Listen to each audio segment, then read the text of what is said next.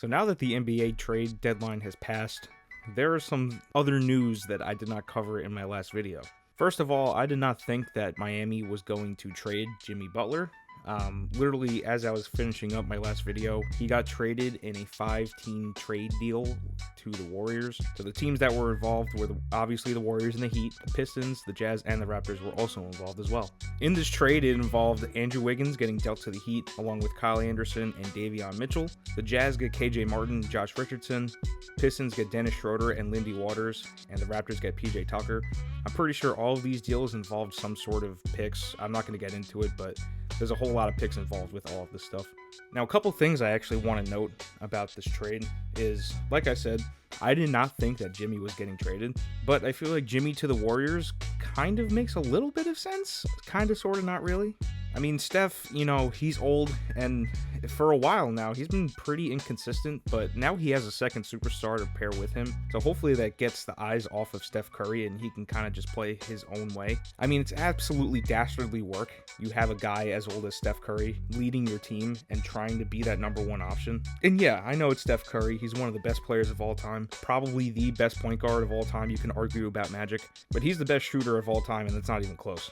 But having a guy like that lead a team like the Golden State Warriors and not have an actual solid number two, that has proven to be a big problem for Golden State. So having Jimmy Butler actually really helps the Warriors. I feel like they're in win now mode. They got Draymond who's old, they got Steph who's old. So they kind of just want to try to compete, play in the playoffs, and win right now. Steph Curry doesn't have much time left, and I know it's like super sad to say. Jimmy is 35. I mean, he doesn't have a ton of time left either, but he's a solid option for the Warriors. And come playoff time, we all know how Jimmy Butler plays. Now, in terms of the other 4 teams that were involved, I mean, it's cool and all. Dennis Schroeder, we'll get back to Dennis Schroeder in a bit. The Heat getting Andrew Wiggins and Kyle Anderson. It's funny because Andrew Wiggins and Kevin Love finally get to play on the same team after Andrew Wiggins being selected number 1 overall by the Cavs and then getting traded to the Timberwolves for Kevin Love during that championship era is insane. Kevin Love, being as old as he is and Andrew Wiggins being an established vet, I feel like it's funny now that they're on the same team, finally. Now, the Pistons getting Dennis Schroeder and Lindy Waters. Funniest thing about Dennis Schroeder is that originally I think he was going to stay with the Utah Jazz, but they didn't want him, so they just kept him with Detroit out of this trade. I don't know, that whole situation is weird. But like I said, I want to get in depth with Dennis Schroeder later because it's pretty freaking funny. The Raptors traded Bruce Brown and Kenny Olynyk for Brandon Ingram. So now there's 2 stars in Toronto with Brandon Ingram and Scotty Barnes. At the moment, the Raptors are not very competitive, and neither are the Pelicans, so I mean, it's not like these teams are going to be competing for the playoffs this year. But Brandon Ingram is still relatively young. He's also a pretty established vet, and if he can manage to stay healthy along with Scotty, I feel like that duo could be pretty scary. Now, the Pelicans, it's insane because everybody that was involved with that Anthony Davis trade, they're all gone. They're not even on the Pelicans anymore. They're either retired or on a completely different team. It's insane. The Lakers finally get a center. It's funny because, I feel like Lucas subtly was asking for a center, and so was LeBron. And they were like, all right, here you go. Here's a center. And then AD asked for a center, and it's like that meme of, oh, you're so sweet, and then hello, human resources. It's funny as hell. But to kind of get into the meat and bones here, the Lakers trade Dalton Knecht and Cam Reddish and a pick or 2 to the Hornets for Mark Williams. Mark Williams, he's not bad, man. He's averaging a double-double, I believe. He puts up like 16 and 10 or 11 or something like that. He's a pretty solid center, and he's pretty young, too. I think he's only been in the league for a couple years, maybe. But now the starting lineup for the Lakers is actually looking pretty solid. They got Luka, Austin Reeves, Dorian Finney-Smith, LeBron, and now Mark Williams too. And that bench is okay. I mean, that bench could be better, I guess, but that starting 5 is actually solid, and I feel like they can contend. I don't know about this year, but next year I think they could contend for sure, especially if LeBron comes back. But the Hornets get a nice solid young piece in Dalton Knecht. He's only a rookie this year, and the minutes that he has played, he hasn't played horrible. I feel like the thing with Dalton Knecht is he's only going to get better, so I think the Hornets got a pretty solid young piece there. Next, we got a pretty surprising trade, which I didn't think was going to happen, and if I'm one of these players, I'm absolutely pissed, and if I'm the other player, I'm jumping for joy right now. So if you're not familiar, the Bucks have traded Chris Middleton to the Wizards for Kyle Kuzma. If I'm Chris Middleton, bro, I am so unbelievably pissed, man. I am so angry. You go from a solid team from the Bucks to the worst team in the league by far in the Wizards. I mean, he's got to be sick to his stomach. On the other side, Kyle Kuzma, He's got to be jumping for joy right now, man. He's probably popping champagne, throwing a banger. He's happy as hell, man. I keep seeing pictures of like, oh, the new big three for Milwaukee. Bro, it's Kyle Kuzma, man. Relax. He's not that good. But who knows? Maybe that could change. I don't think so, but maybe it could change. But it's also a 3-team trade, so the Knicks were also involved. They got DeLon Wright, who I didn't even know was still in the league, to be completely honest with you. I haven't heard his name in a couple years. But the Wizards also get AJ Johnson, who I believe just registered for the dunk contests. But dude, I would be throwing a tantrum, man. I would have punched a hole in the drywall if I'm Chris Middleton. This ugly ass fish looking face. Oh my god, man, I'd be fuming. You go from Giannis and Damian Lillard to I don't even know who's Jordan Poole. Yikes, man. That's a rough go. Next, we got the Grizzlies making a trade. So the Grizzlies trade away Marcus Smart, Alex Len, Johnny Davis, and Kobe Jones to the Washington Wizards. So I guess, Chris Middleton, he's got a pretty decent defensive guard. But the Grizzlies also get Marvin Bagley III. Again, I didn't even know he was in the league still. I thought he was out. I thought he was playing overseas. Seems like Washington they're cooked, man. They're looking to tank. They're looking to rebuild. I mean, Chris Middleton, when he's healthy, is a pretty solid player. He gets you like 20 to 25 points. But that also includes the word if. And Marcus Smart, he's a scrappy little guard. Plays pretty good defense. I mean, I don't know how much value he's going to bring to this team. This team is... Now, there's something going on in Atlanta that I would like to address. First of all, they trade away DeAndre Hunter to the Cleveland Cavaliers for Karis LeVert, Georges Niang, and I think some picks. That's not even it, though. The Atlanta Hawks, I think, are just in full tank mode. They traded away a lot of players, a lot of picks. I don't know what their plan is, but Trae Young is going to be gone after this season, man. But DeAndre Hunter is actually a pretty solid player. Why they would get rid of him is beyond me. I think Bogdan Bogdanovic also got traded too.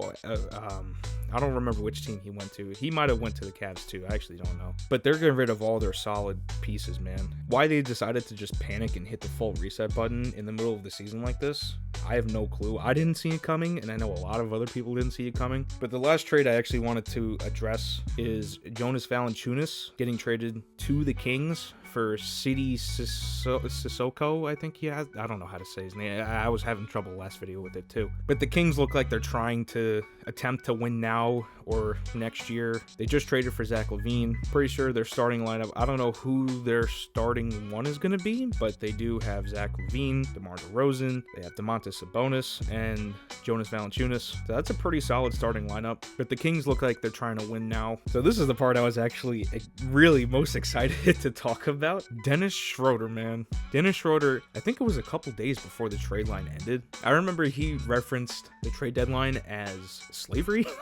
And then he goes on and then gets dealt to like 4 different teams in less than 24 hours, man. He started off on the Nets this year and then got traded to the Warriors. And then after the Warriors, he got traded to the Heat and then to the Jazz. And then the Jazz didn't want him, so now he's on the Pistons. Dude, if I'm him, I'd be so mad right now. And that's, I don't know why this excites me so much. It makes it so much funnier. But after he said that, every GM was like, all right, you want to say that? All right, bet. And then they just took him to a countrywide tour to every single state imaginable. But one of the other biggest surprises that happened during this whole trade deadline saga is the fact that KD was not traded. I know the Suns were taking calls and trying to make up mock trades for Kevin Durant, and I know that absolutely pissed Kevin Durant off. They wanted to trade him to the Warriors, but KD emphasized very, very much that he did not want to go back to Golden State. But I get not wanting to go there. It's not a great situation. The Warriors are kind of on a decline. Steph Curry's not having the most amazing year. I mean, he has his games where he drops like 30, 25, but he's not shooting efficiently at all, man. He's throwing up like 35 shots a game and only making not even half of them. Maybe with Jimmy Butler now, it could help him. I don't know. But I know KD was not happy with management after he saw all these rumors of the Suns trying to trade him. In a way, I think he feels like he's been betrayed, which is fair. I mean, he didn't request a trade at all. I would feel insulted too, for the management taking calls and making potential deals for him after he didn't ask for it at all.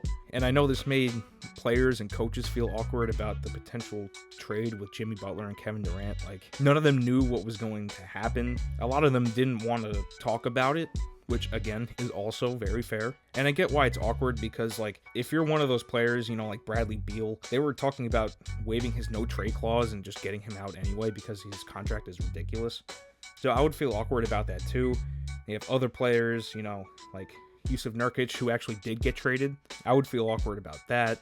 They're sitting there in suspense. They don't know if they're safe or not. They don't know if they have to switch cities, learn a completely different new system. Like, I get why it's awkward, and I feel like management has kind of fractured the locker room in a way and fractured everybody's trust. So I get why it's awkward, and I get why it's weird. I know the Wolves have tried trading for Kevin Durant as like their last ditch effort. I don't know what they plan on giving up. If I had to guess, it probably involved Rudy Gobert and like Jaden McDaniels or something, maybe even a Mike Conley. And the last thing I wanted to bring up was Ben Simmons getting bought out by the Brooklyn Nets. I don't know what's going on with Ben Simmons, man.